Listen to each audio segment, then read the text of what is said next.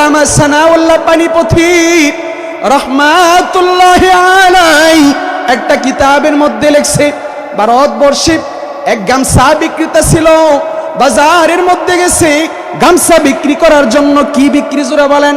গামছা বিক্রি করার জন্য। গামছা বিক্রি করার জন্য দোকান খোলার জন্য বাজারে গেছে।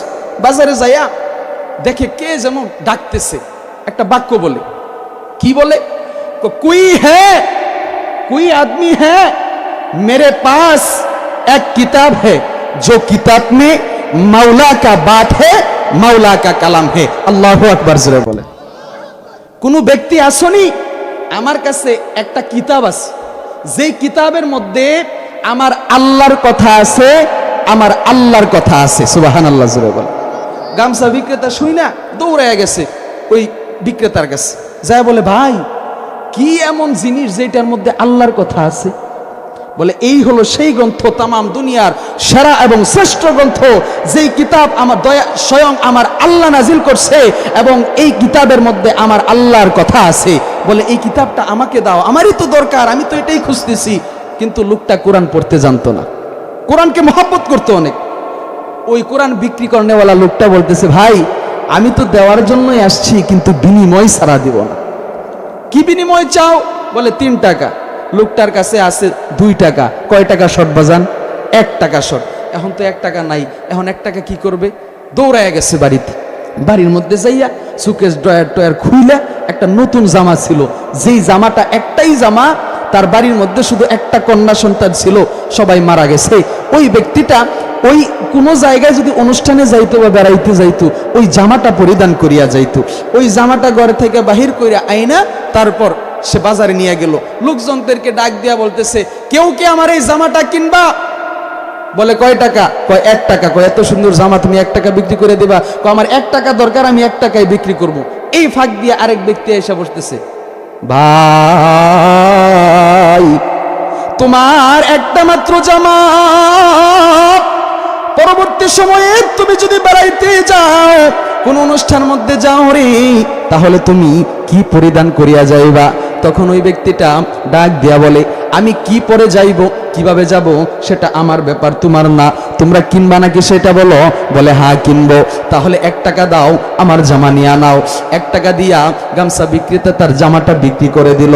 জামা বিক্রি করে দিয়া আগের 2 টাকা জামা বেচা হইছে 1 টাকা, 3 টাকা মিল করিয়া ওই বিক্রেতার কাছে যাইয়া 3 টাকা বুঝাইয়া দিল। ডাক দিয়া বলল, ভাই এই নাও 3 টাকা, আমাকে তুমি কোরআনটা দিয়া দাও। 3 টাকা নিয়া ওই লোকটা কোরআনটাকে দিয়া দিল। কোরআনটাকে নিয়া বাড়ির মধ্যে যাইয়া ওই লোকটা যেই বিছানার মধ্যে শয়, মাথার উপর একটা তক্তা বানছে। তক্তা বাইন্দা ওইটার মধ্যে কোরআন রাইখা দিস।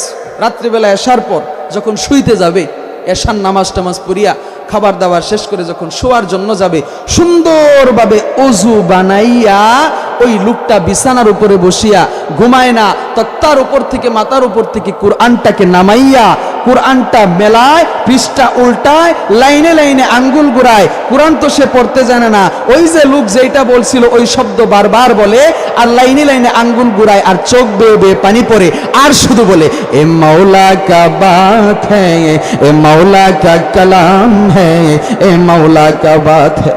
এটা আমার আল্লাহর কথা, এটা আমার মালিক আল্লাহ রাব্বুল আলামিনের কথা।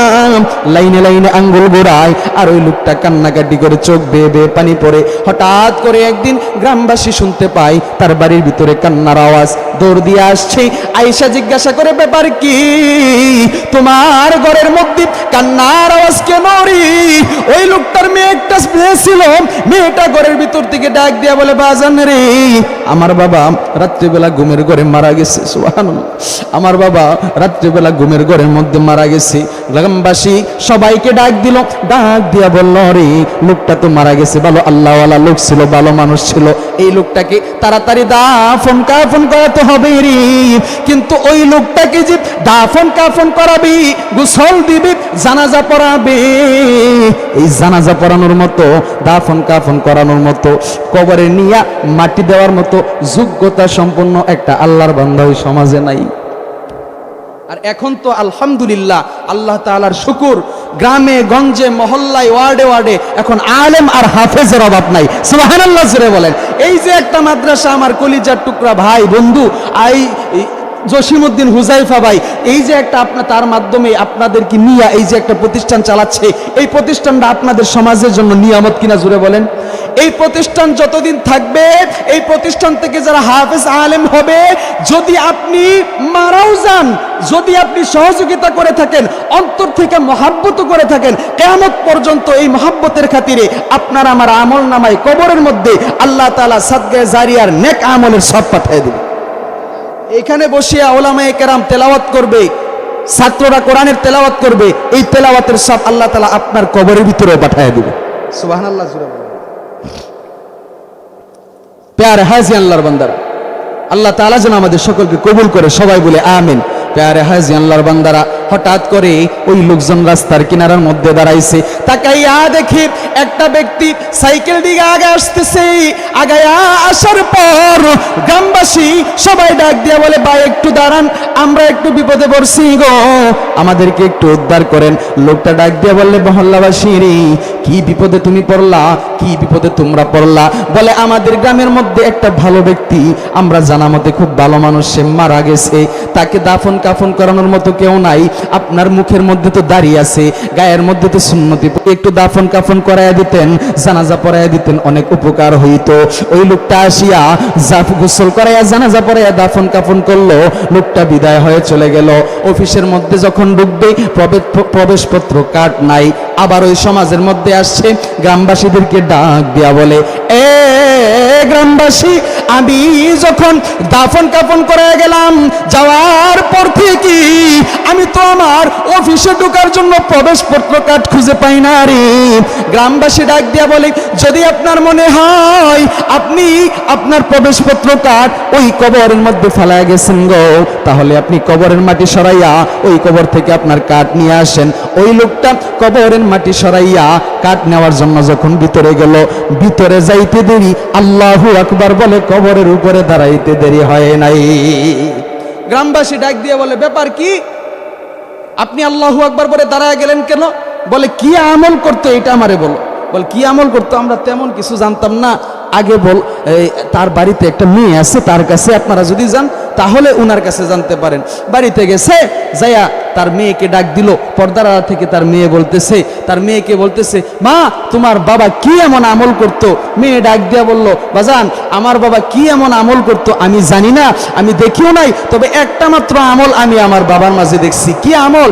যে আমার বাবা কোরআন পড়তে জানতো না, কিন্তু কোরআনকে এমন মহব্বত করতো, নিজের গায়ের পোশাক বিক্রি করিয়া ওই কোরআন কিনা নিয়ে আইসা রাত্রেবেলা লাইনে লাইনে আঙ্গুল গুড়াইতো, আর কি যেন বলতো, আর চোখের পানি ফেলাইতো।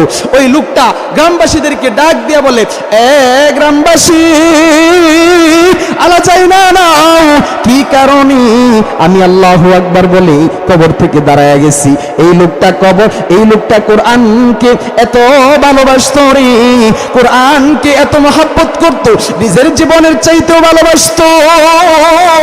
যে ভালোবাসার কারণে, মহব্বতের কারণে লোকটা মারা গেছে। আমি যখন লোকটার কবরের মধ্যে গেলাম আমার প্রবেশপত্র কার্ড খোঁজার জন্য, যখন কবরের মধ্যে যাই রে, লোকটার কবরের মধ্যে যাইয়া দেখি লোকটার 3.5 হাত কবর, আর কবর নাই, বিশাল এক জান্নাতের বাগানের মতো ফুল বাগান হয়ে গেছে। আর লোকটার চতুর্পাশে জান্নাতের ফুলের তোড়া দিয়া সাজানো।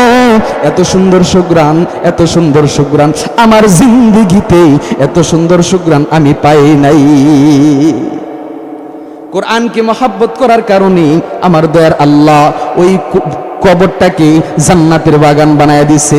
এই জন্য বলেন, মহব্বত করছে শুধু পড়া জানে নাই, আল্লাহ তাআলা কবরটাকে জান্নাতের বাগান বানায় দিছে রে। আর আজকে যদি আপনার সন্তানকে হাফেজ বানান, হাফেজ কোরআন বানান গো, কঠিন কিয়ামতের ময়দানে আপনার এই সন্তানকে, মা বাবাকে যারা সহযোগিতা করছে তাদেরকে 6666 তলা জান্নাতের বিল্ডিং এর মালিক বানায় দিবে।